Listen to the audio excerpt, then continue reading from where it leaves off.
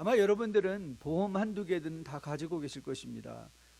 자동차 보험 물론이고 집보험도 있고 그리고 아마 생명보험도 이렇게 가지고 계신 분들이 있을 거예요. 여러분, 그런데 왜 우리는 이렇게 보험을 구입할까요?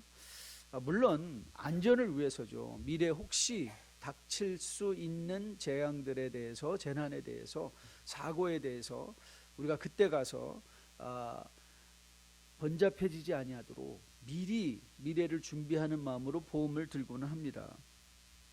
그런데 이 보험 이야기가 왜 우리 믿음 생활에 적용이 되는가 하는가 하면, 사실 우리가 교회를 생각할 때, 믿음을 생각할 때 우리 많은 경우에 우리의 믿음과 우리의 교회 생활, 이 모든 것들을 보험으로 여길 때가 많이 있다는 것이죠. 보험으로 여길 때 예를 들면 그럼 믿어놔야지, 혹 알아? 주님 다시 오실 때 영생을 주신다는데 영생의 보험 하나 갖고 있으면 좋지 않을까? 그렇죠? 영생의 보험. 혹 알아? 나도 가다가 어렵고 힘들고 사망의 음침한 골짜기를 당하게 될 때 그때 믿음이라는 안전의 보험이 하나 있다면 나도 안심하며 이 세상을 살 수 있지 않을까? 그런데 여러분, 이 보험은 참 좋은 것이지만, 그런데 사실 보험은 우리의 현재와는 별로 상관이 없는 것입니다. 상관이 없습니다. 대부분 많은 사람들이 보험을 들어놓았지만 많은 경우에 보험에 대해서는 까맣게 잊어버리고 그저 보험금 지급할 때, 그나마도 요즘은 자동이체로 보험금을 페이하는 분이 계시다면 내가 보험이 있는지 없는지도 모르고 살 때가 많이 있는 것을 우리는 보게 됩니다. 지난 우리 집회 중에 우리 이찬수 목사님께서 참 감사하게 본인이 이 지역에 있는 젊은 목사님들을 좀 청해서 점심을 대접하면서 대화를 나누고 싶다고 하셨어요. 그래서 우리 지역에 한 10분 남짓한 목사님들이 함께 모여서 대화를 나누는 중에 목사님이 이런 말씀하셨어요. 목회에 있어서 가장 힘든 게 뭐냐, 가장 우리가 주의해야 될 목회의 거침돌이 뭐냐, 또 함정이 뭐냐. 그러면서 의외로 이렇게 말씀하시더라고요. 권태라고 그랬어요. 권태 영어로 하면 boredom이죠. boredom. We're bored 이렇게 말하는 거죠. 밋밋함, 지루함입니다. 우리 신앙생활도 처음과 달리 밋밋해지죠. 그리고 설교를 듣고 들어도 그러고 보니 또 그 말이 그 말인 것 같고 새로운 것은 전혀 없는 것 같은 생각이 들 때도 참 많이 있습니다. 변화를 추구하고 싶은데, 그런데 우리의 삶에 변화하는 것도 잘 느껴지지 않는 것 같아요. 그래서 절망하고 실망하면서 우리가 어디에 들어가는가 하면 이 영적 권태기에 들어간다는 것이죠. 영적 권태기. 자, 여러분, 왜 믿음 생활에 이런 권태가 생기는 것일까요? 왜 권태가 생길까요? 왜냐하면 많은 경우에 현대인에게 교회란, 신앙생활이란 마치 미래에 들어놓은 보험과도 같아서 오늘 나와는 아무런 상관이 없는 거예요. 오늘 내가 직장에서 살아가는 데 있어서 믿음이 별로 상관이 없어요. 우리가 가정생활을 하는 데 있어서 우리의 믿음이 별로 상관이 없어요. 믿음이 있는 것과 다른 거 없는 것과 별로 차이가 없어 보여요. 다만 우리의 믿음 모든 것이 다 미래에만 초점이 맞춰 있기 때문에 오늘 우리가 살아가는 삶의 현실 속에서 우리는 권태기에 빠지기도 하고 밋밋해지기도 하고 변화를 추구하지만 변하지 않는 우리의 모습을 보며 실망할 때가 많이 있는 것 같습니다. 그래서 우리가 지난 시간에 이런 현대의 현상 하나를 여러분에게 찝어드렸죠. Evangelical Deism Syndrome. 자연신론, 이 현대의 복음주의적이며 자연신론적인 신관에 대해서 말씀드렸어요. 하나님에 대한 견해. 즉 하나님은 오늘 나와 상관이 없는 분, 과거에는 일하신 분, 미래에 나를 영생으로 이끌어 가실 분이지만 오늘 나와 함께 하시는 God who is with us now. God who is with us now. 나와 함께 오늘 하시는 분에 대한 감각이 묻어져 가는 것을 우리가 보게 됩니다. 저는 이제 앞으로 여러분과 함께 시작하는 사도행전이 그런 우리의 견해를 바꿀 수 있게 되기를 주님의 이름으로 축복드립니다. 오늘 집사님 잘 기도해 주신 대로 하나님은요, 단지 He is not only God in the past, God in the future, but God now. God now. 오늘 나와 함께 역사하시는 그 하나님이 어떤 하나님인가? 사도행전이 우리에게 귀한 것은 하나님이 우리 가운데 어떻게 일하시는가를 보여줌으로 말미암아 내 삶에서 일하고 계신 하나님을 볼 수 있는 레퍼런스 포인트, 기준점을 제시하는 거예요. 하나님이 내 삶에도 이렇게 역사하시겠구나. 변하지 않는 하나님이 과거에 이렇게 역사하셨다면 오늘 나에게도 이렇게 역사하시겠구나. 저는 여러분이 이 사도행전을 통해서 이 오늘도 여러분 가운데 함께 일하고 계신 하나님을 반드시 만나고 갈 수 있게 되기를 주님의 이름으로 축복드립니다. 자, 그러면 하나님이 어떤 일을 하시는가? 오늘 우리가 집중적으로 살펴보려는 것은 3절부터 5절까지 말씀인데요. 자, 3절 말씀을 같이 한번 읽어보도록 하겠습니다. 같이 한번 읽는데요. 오늘 이 3절에서 여러분의 마음에 이게 제일 중요하다라고 하는 단어가 무엇인지를 한번 떠올려 보세요. 읽으면서 가장 중요한 단어가 뭘까? 한번 같이 읽어보도록 하겠습니다. 시작. 그가 고난 받으신 후에 또한 그들에게 확실한 많은 증거로 친히 살아계심을 나타내사 40일 동안 그들에게 보이시며 하나님 나라의 일을 말씀하시니라. 자, 여러분, 이 3절은요 주님께서 십자가에서 죽으신 후에 부활하셔서 제자들과 40일 동안 계셨던 그 장면을 한 문장으로 요약을 한 거예요. 40일 동안 하나님께서 What did he do as he was staying together with those disciples? 여러분, 겁먹고 도망치고 실패한 제자들과 40일 동안 하나님이 뭘 하셨는가? 그리고 여러분에게 드린 질문, 이 구절을 읽으면서 여러분의 마음에 가장 이게 제일 중요한 것 같다라고 다가온 그 단어는 무엇인가요? 저는 이 단어를 묵상하면서 이 말씀을 생각해 보셨어요. 주님께서 친히 어떻게 계시다고요? 살아계시다. 여러분, 왜 교회 생활이 흥미진진해야만 하는 줄 아십니까? 왜 성도의 삶이 흥미진진해야만 하는 줄 아시나요? 그 이유는요, 살아계신 예수 그리스도가 나와 함께하기 때문에. 그리스도가 나와 함께하기 때문에. 누가는 사도행전의 시작점에 부활하셔서 육체를 가지고 다시 찾아오시는 하나님으로 예수님을 기록하며 우리의 신앙생활이 이 예수님 때문에 왜 흥미진진해져야 되는가? 왜 다이내믹해야 되는가?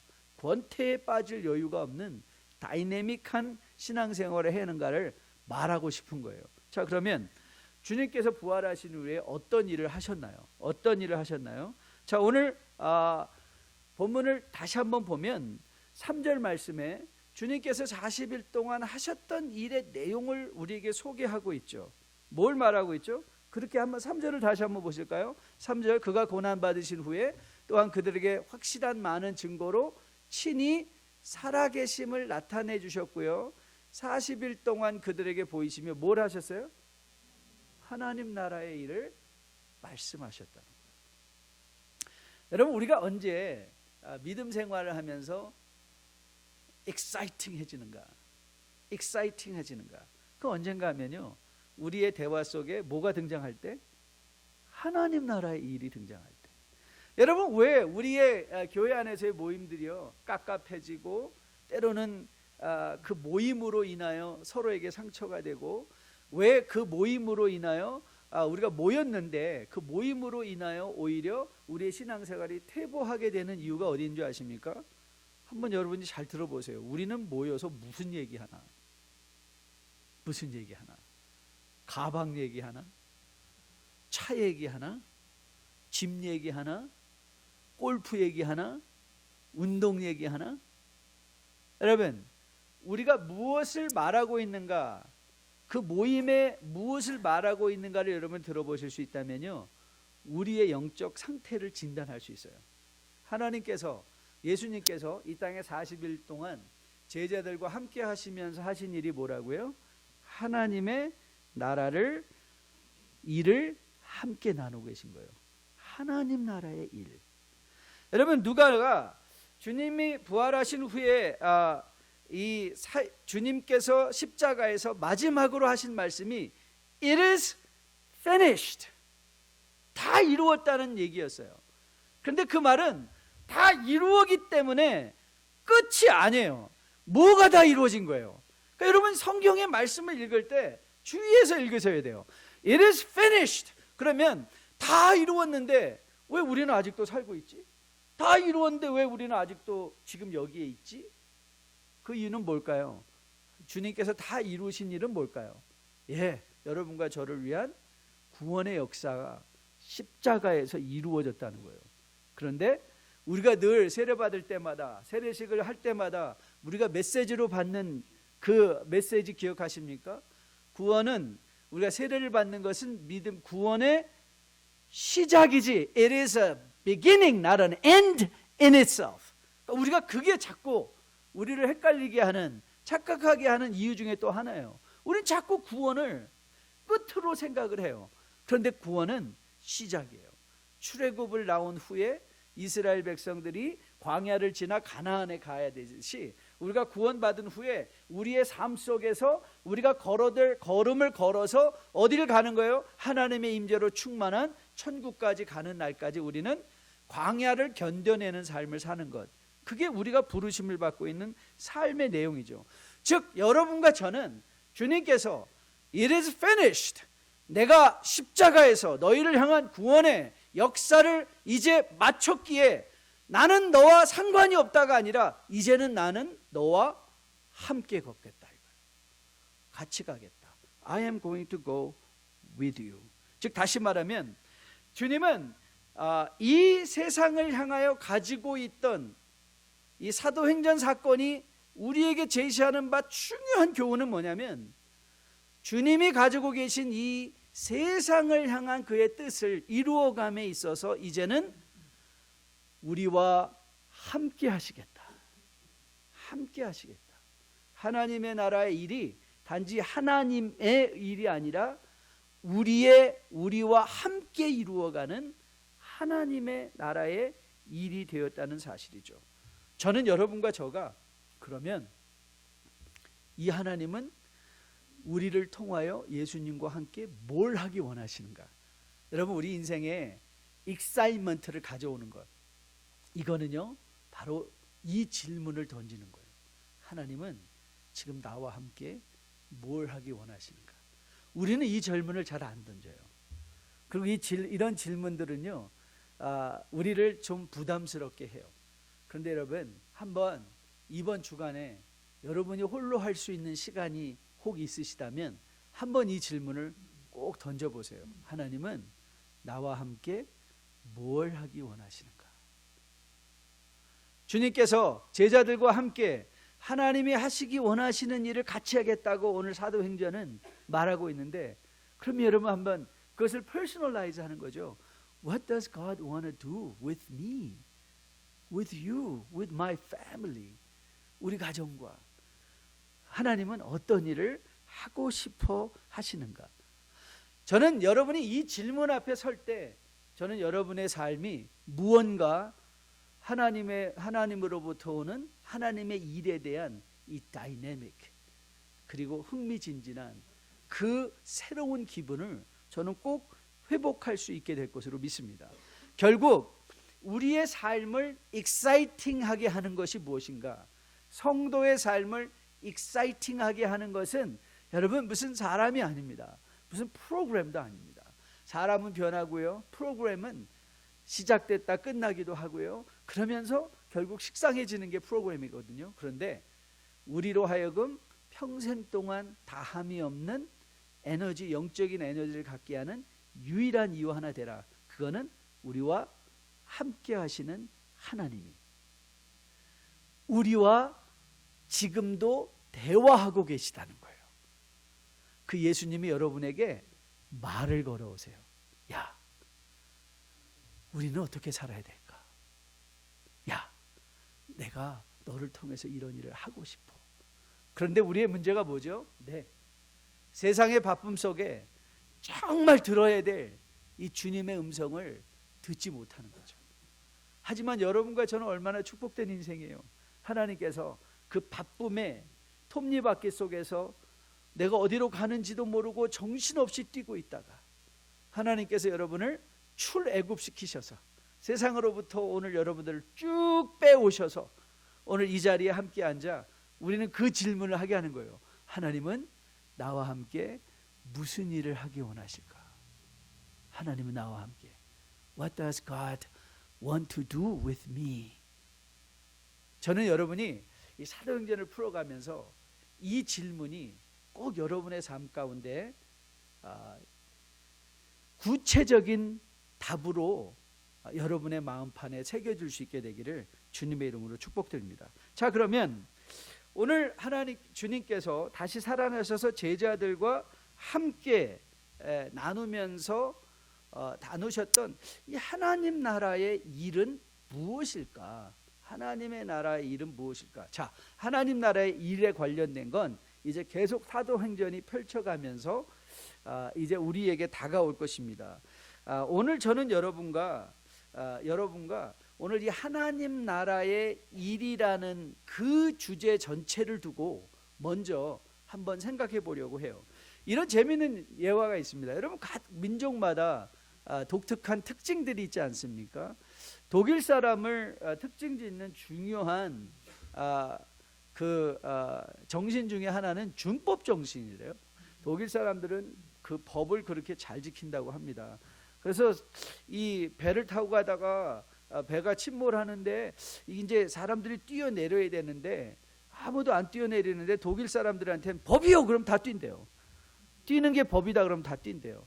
그럼 프랑스 사람은요? 프랑스 사람에게는요 유행이래요 그러면 다 뛴대요. 요즘 배에서 뛰는 게 유행이래요 그러면 다 뛴대요. 지금도 뭐 아마 지금 이런 나라도 많은데 일본을 설명할 때는 이렇게 설명하더라고요. 돈 된대요 그럼 다 뛴대요. 돈 된대요. 한국 사람은요 공짜래요. 공짜래요 그럼 다 뛴대요. 왜 그렇죠? 네, 우리는 공짜라면 모두 마시죠. 양잿물도 마셔요. 죽는데 공짜는 반드시 먹어야 돼요. 그렇죠? 그런데 여러분 준법 정신을 지키기 때문에 법이요라고 뛰어내리는 것, 유행이다라고 뛰어내리는 것, 돈 된다고 뛰어내리는 것, 공짜라고 뛰어내리는 것, 여러분 이것이 그래서 법으로 따라 사는 사람이 더 나은가요? 그렇지 않습니다. 이 네 가지 다른 모양이지만요 이 네 가지의 공통점이 있어요. 뭐냐면 행동하는데 목적을 생각하지 않는다는 거예요. 이게 무슨 법에 맞는 건가? 이게 무슨 유행인가? 이게 어떻게 돈이 되나? 목적이 없어요. 목적을 생각하지 않아요. 여러분 준법 정신이 아무리 좋아도 그 법의 의미와 목적을 알지 못하면 사람을 죽이는 거예요. 여러분 성경에 그 좋은 하나님의 율법을 가진 바리새인들이 사람을 살리지 못하고 죽였던 이유가 어디 있죠? 네, 하나님이 우리에게 주신 율법의 정신의 목적을 그들이 이해하지 못했기 때문에 그런 거예요. 유행도 마찬가지예요. 돈도 마찬가지예요. 여러분 돈을 우리가 버는 거 좋습니다. 하지만 우리에게 있어서 돈의 목적이 뭐고 돈의 가치가 무엇인가를 우리가 생각하지 못하면요, 네 맞아요. 이 돈이 우리에게 중요한 우리의 삶을 배는 우리 집회 기간에 목사님 말씀해 주시지 않았습니까? 칼과 칼집. 돈이 칼집이 준비되어지지 않고 돈만 있으면 어떻게 돼요? 돈이 칼이 되어 우리의 삶을 다 도려낸다는 거죠. 다 도려내요. 여러분 돈 많은 사람들, 그 사람들의 삶의 내용을 우리는 잘 알고 있잖아요.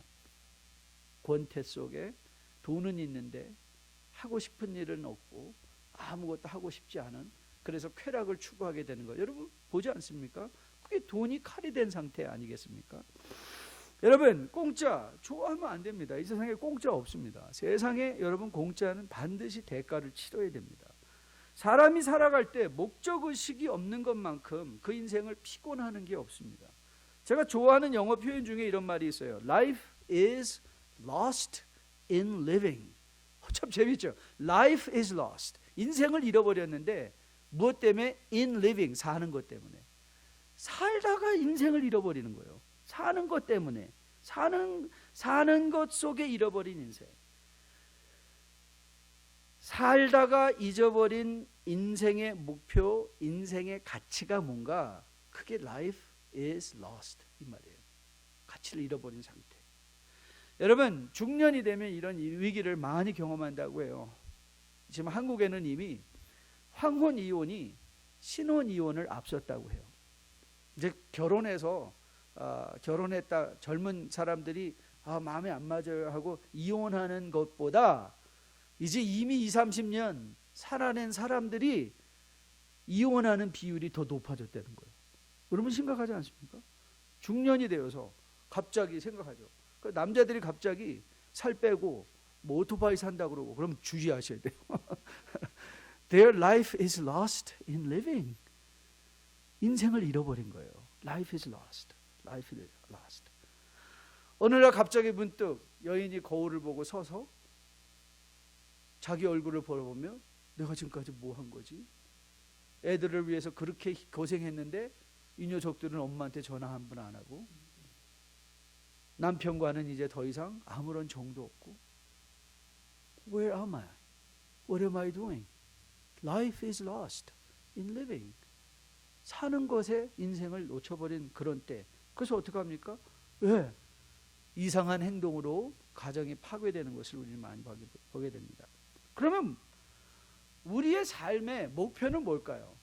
네, 하나님이 예수님께서 우리와 그 제자들과 함께 나누신 40일 동안의 대화가 하나님의 일이라는 것, 하나님 나라의 일이라는 것. 그러니까 다시 말하면 여러분과 저에게 있어서 1차적인 소명이 뭐냐?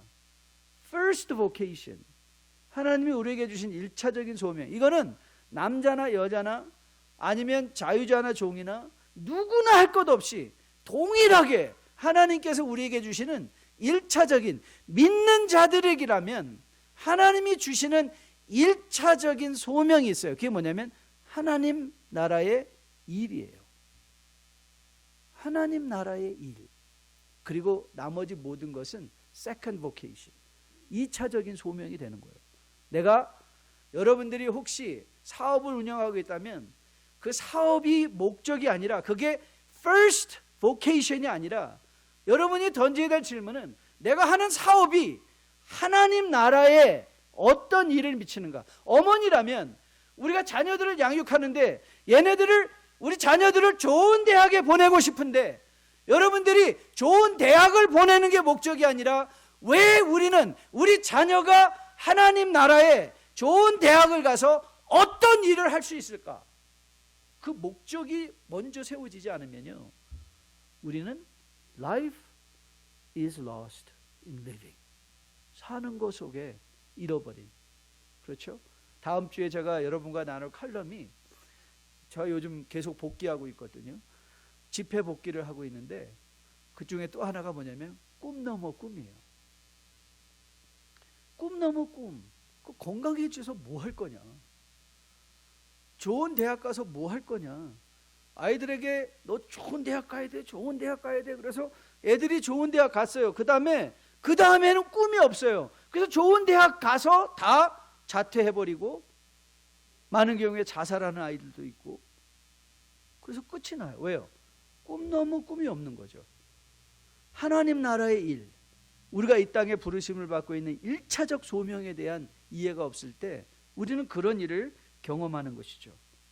여러분, 왜 우리가 인생이 밋밋하다고 느낄까? 그거는 우리가 아름다움을 잊어버렸기 때문이라고 생각을 해요. 아름다움. 저는 제가 좋아하는 그림 화가 중에 한 분이 반 고흐인데요. 이 밴 고흐는 평생 가난했어요. 지금이야 밴 고흐 그림 하나 가지면 뭐 억만장자가 될 수 있지만 그 당시에는 아무도 밴 고흐가 제가 제 기억이 맞다면 밴 고흐가 살아있을 때 그가 판 그림은 한두 점에 불과하다고 저는 알고 있어요. 밴 고흐를 평생 후원했던 테오라는 사촌 동생이 있었어요. 이 편지가 남겨져 있었는데요. 서로 주고받은 편지가 평생 그래서 그 테오에게 쓴 편지 중에 밴 고흐가 이런 표현을 해요. 오늘도 밥을 굶어가며 물감을 사서 그림을 그렸다. 밴고 그림의 특징 중에 하나가 뭐냐면 물감을 이기듯이 쓰는 거예요. 그렇죠? 여러분 보시면요, 거기 물감이 덕지 붙어 있어요. 그러니까는 다른 화가들과 달리 밴고는 물감을 많이 써요. 거기 덕지 붙어서 마치 입체적으로 막 보이는 거예요. 정말 밴고 그림을 보니까 확 그 그림이 뛰어나올 것 같아요. 막 꿈틀거리는 것 같아요. 그림들이 그 물감을 너무 많이 써가지고 그걸 입체적으로 드러나기 때문에 그렇죠. 그런데 밴고는요, 밥보다는 그림을 위해서 밥을 포기했다는 거예요. 물감을 살려고. 여러분, 이 세상에서 유일하게 인간만이 아름다움을 위해서 밥을 포기할 수 있다고 합니다. 유일하게 아름다움을 위해서 밥을 포기하고 배가 고파도 깊은 영혼의 만족을 느낄 수 있는 존재가 인간이래요. 인간만이 유일하게.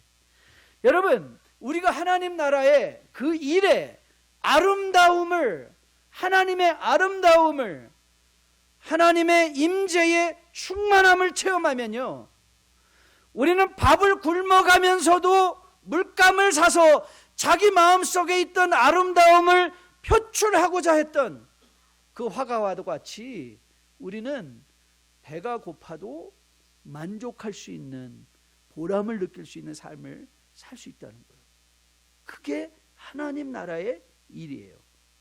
그런데 이 말을 들으면, 맞아, 나도 이제는 뭔가 I don't want to live a life lost in living. 나는 이제 정말 사는 것에 잃어버린 인생이 아니라 나는 정말 삶의 목표와 의미, 하나님 나라의 일에 소명을 확인하고 살고 싶어.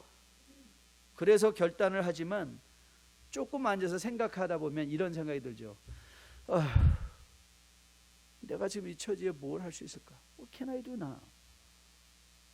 나는 지금 늙었는데, 나는 나이가 들었는데, 나는 모든 에너지가 다 없는데 What can I do now?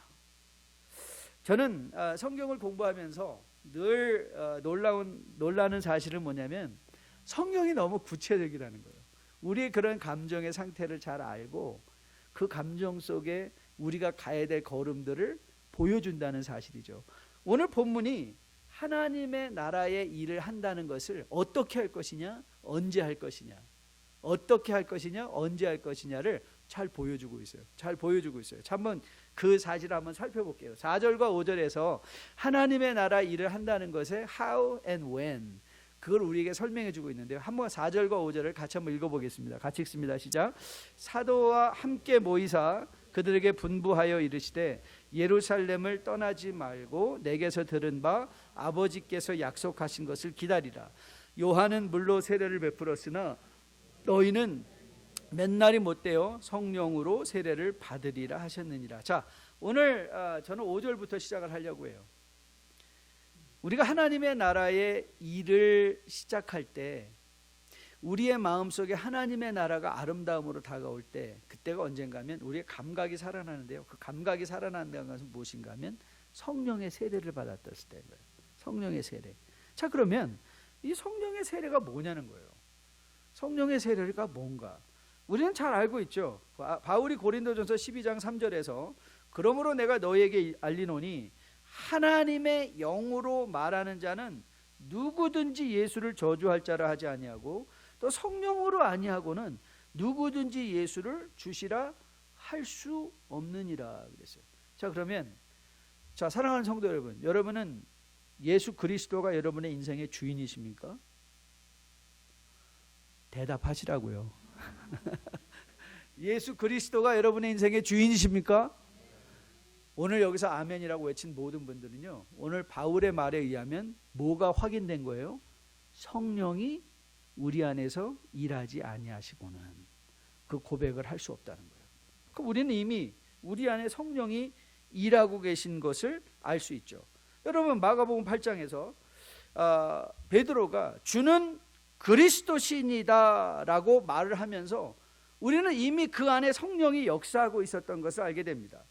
여러분, 마태가 그의 복음서 3장에서 세례 요한의 예수님에 관한 고백, 오늘 바로 이 4절 5절에서 등장한 이 요한은 세례 요한이죠. 요한은 물로 세례를 베풀었으나 요한이 그렇게 말씀했습니다. 너에게 내 뒤를 이어 오실 그리스도는 성령과 불로 너에게 세례를 주실 것이다 그랬어요. 성령과 불로 세례를 주셨죠.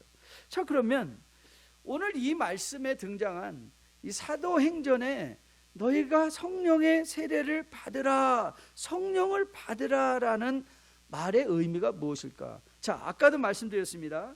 우리가 하나님의 말씀을 이해하는데 주님께서 십자가에서 그랬어요. It is finished.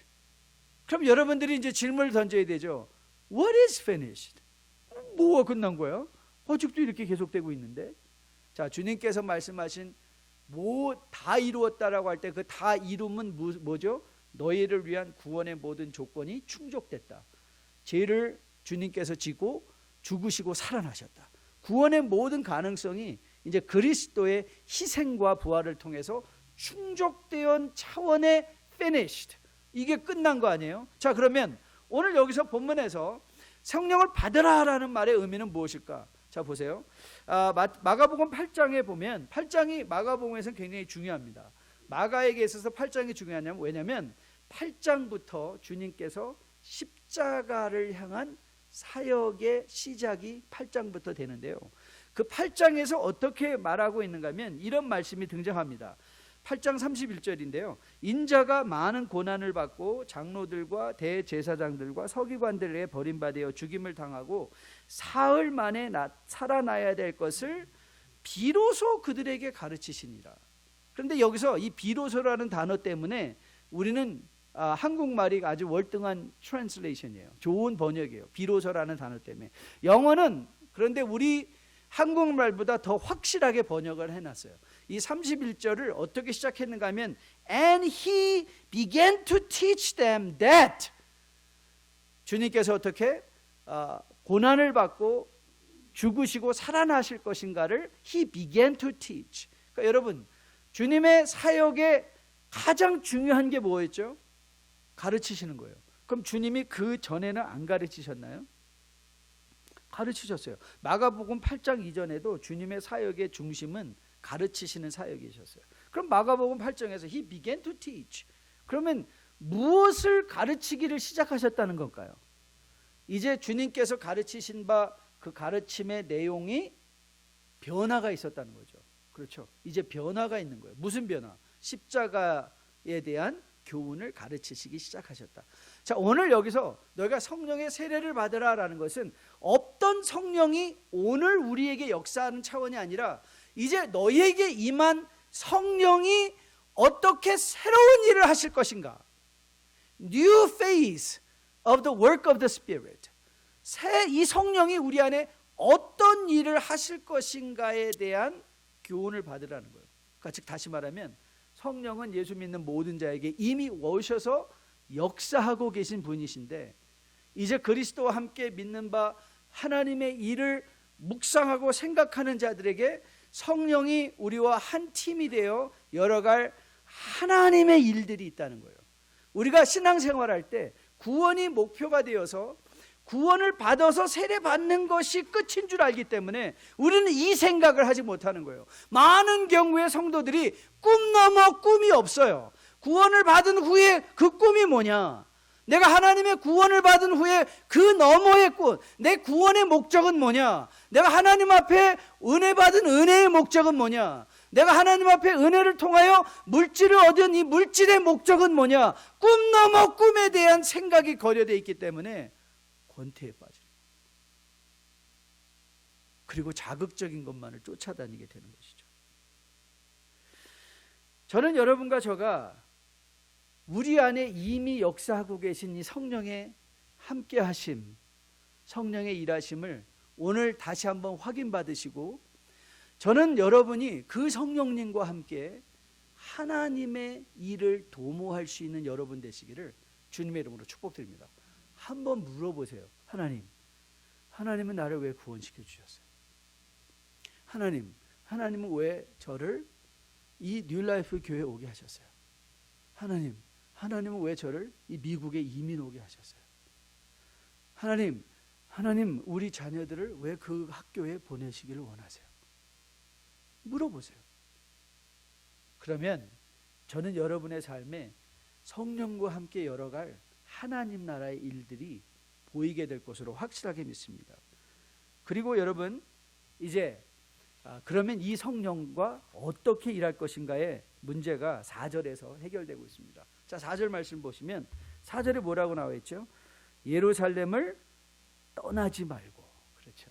예루살렘을 떠나지 말고 내게서 들은 바 아버지께서 약속하신 것을 기다리라. 우리는 이제 성령의 역사를 기대하면서 그래요. 그래, 이제 나도 모든 거 다 때려치고 이제 하나님 나라 일을 해야지. 그러니까 환경이, 난 환경을 지금 변할 수 없어. 내가 지금 당장 어떻게 세탁소를 아니면 사업체를 직장을 그만두고 무슨 하나님의 일을 한다는 거야. 난 그럴 수 없어. 그러면서 우리는 생각하죠. 그렇게 하지 않으면 하나님의 나라의 일을 할 수 없다고 생각해요. 하지만 우리는 주님은 이렇게 말씀하세요. 야, 너희들이 예루살렘을 떠나야만 하나님의 일을 하는 게 아니라는 거예요. 하나님의 나라의 시작점은 어디예요? 예루살렘이에요.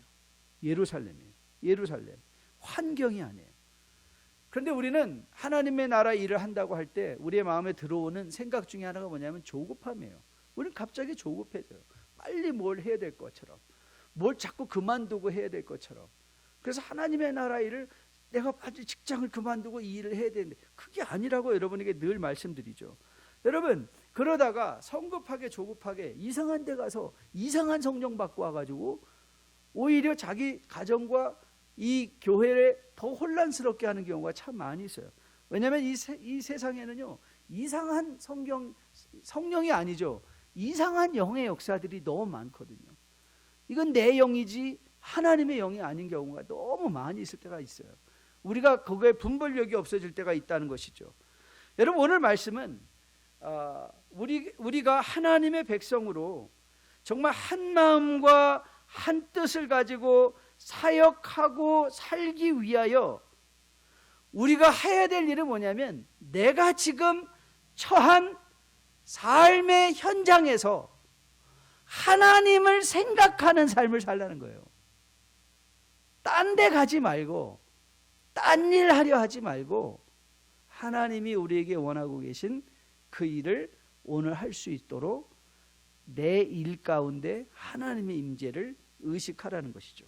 자, 여러분 보시면 이제 앞으로 1장, 여러분 성령 강림은 언제 일어나죠? 2장에서 일어나요. 그럼 1장을 보면 여러분 1장에서 엄청나게 많은 일들이 일어나고 있는 것을 보게 됩니다. 이제 앞으로 우리가 살펴보겠지만, 이제 앞으로 하나님의 나라 일이 어떻게 기도로, 또 정말 결정적인 것은 뭐냐면 사도들이 함께 모여서 이제는 더 이상 이방인이나 혹은 유대인의 구분이 없는, 남자나 여자의 구분이 없는 하나님 나라의 일에 함께 부르심을 받은 바 그 하나님 나라의 역사가 모든 사람을 통하여 이루어진다는 것이 1장에서 확인되고요. 또 더불어 가롯 유다의 죽음으로 결손된 사도의 직분을 마띠아를 계승시키는 일도 일어납니다. 그러니까 다시 말하면 무슨 뜻이죠? 교회가 성령이 오시기 전까지 아무 일도, 성령 강림의 사건이 일어나기까지 아무 일도 하고 있지 않았던 것이 아니라 교회가 할 일을 하고 있었다는 거예요. 성령의 여러분들이 엄청난 이 세례와 함께 진행되는 흥분된 하나님 나라의 일을 하기 위해서 하던 일을 다 멈추고 산속에 들어가서 기다리는 것이 아니라 뭐 하셔야 돼요? 매일의 삶을 성실하게 살아내시는 거예요. 그런데 우리가 한나 던질 질문이 있죠. 매일의 삶을, 이 질문을 던지는 것이죠. 왜 하나님은 지금 나에게 이 일을 하게 하실까? 왜 하나님은 지금 이 순간에 내 나이에 이 교회에서 이 말씀을 듣게 하실까? 왜 하나님은 지금 이 순간에 내 이 나이에 이 경험을 가지고 이런 사람들을 만나게 하실까? 즉 다시 말하면 우리가 이전에는 그저 실제적인 삶에 충실하고 있었다면, 이제는 하나님께서 하나님 나라의 1차적인 소명 일을 우리에게 주시기 위해서 매일의 삶의 현장에서부터 출발한다는 것을 깨닫기 때문에 내가 하고 있는 모든 일에 우리를 향한 하나님의 선한 뜻을 물을 줄 아는 것, 저는 그것이 바로 성령을 온전히 체험하고 우리의 삶의 하나님 나라의 익사이먼트, 아름다움을 잊혀지지 않고 평생 주님과 함께 동행하기에 권태가 아닌 흥미진진한 삶을 살아낼 수 있는 주의 백성으로 거듭나 세워줄 수 있을 것으로 확실하게 믿습니다. 그리고 여러분과 저에게 그 은혜가 사도행전을 통해서 이루어지기를 주님의 이름으로 축복드립니다. Life is lost in living. 사는 것에 잃어버린 내 인생이 아니라 여러분의 삶 속에 in living, find your life. 여러분의 일 가운데 find your life. Do not be lost. 잃어버리지 말고 하나님은 왜 나를 여러분들이 돈을 많이 벌기 원해요 라는 마음의 소원의 기도를 이루기 전에 왜 나는 돈을 많이 갖기 원하는가? 그 문제를 먼저 해결하시라는 거죠. 나 건강해지기 원해요. 왜 나는 건강해지기 원하는가? 꿈 넘어 꿈, 하나님 나라의 일에 대한 소망. 그래서 하나님과 함께 동행하고 하나님과 함께 일하기에 결단코 흥분이 사라지지 않는, 기쁨이 사라지지 않는, 아름다움을 놓치지 않는 그런 여러분과 저의 복된 삶으로 살아낼 수 있게 되기를 주님의 이름으로 축복드립니다. 그러면서 기록되어지는 사도행전의 역사는 이제 뉴라이프 부분에 와서 흥미진진해질 거예요. 그렇지 않습니까? 여러분과 저가 함께 세워갈 하나님 나라의 이 일들, 저는 여러분들이 사도행전을 통해서 확인받고 그 일로 흥분되어 하나님과 주님을 바라보며 십자가 표대에 도달하는 그날까지 결단코 멈춤이 없는 주님과 함께하는 그런 삶으로 살아낼 수 있게 되기를 주님의 이름으로 축복드립니다. 우리 다 함께 일어나서 마지막 찬양하려고 하는데요, 사실 이런 결단을 한다는 건 결단코 쉬운 일은 아닌 것 같아요. 그런데 하나님은 우리에게 확인해 시켜주시죠. 하나님은 우리를 등 떠밀어 너 가서 이제 나를 위해서 일을 해, 등 떠밀어 우리를 내보내시는 분이 아니라 세상 끝날까지 내가 너와 함께 할 것이다 약속해 주시는 하나님이세요. 우리와 함께 하시는 하나님, 오늘도 우리에게 나는 너의 하나님이라고 약속해 주시는 그 하나님, 마지막이 찬양입니다. 나는 너의 하나님 두려워 말아라. 여러분의 삶 속에서 혹시 하나님의 나라 일을 하면서 내가 좀 덜 먹는 것, 좀 더 피곤한 것, 힘든 것이 두려워서 선뜻 하나님의 놀라운 일을 잡지 못한 분이 계시다면 오늘도 우리와 함께 하시며 우리를 지키시고 인도하시고 기쁨 주시고 감사하게 하시는 그 성령의 함께 하심을 통해서 용기 있게 선택하고 결단하고 생각하고 질문하고 그래서 하나님의 나라 일을 살아낼 수 있는 여러분과 저 되기를 주님의 이름으로 축복드립니다.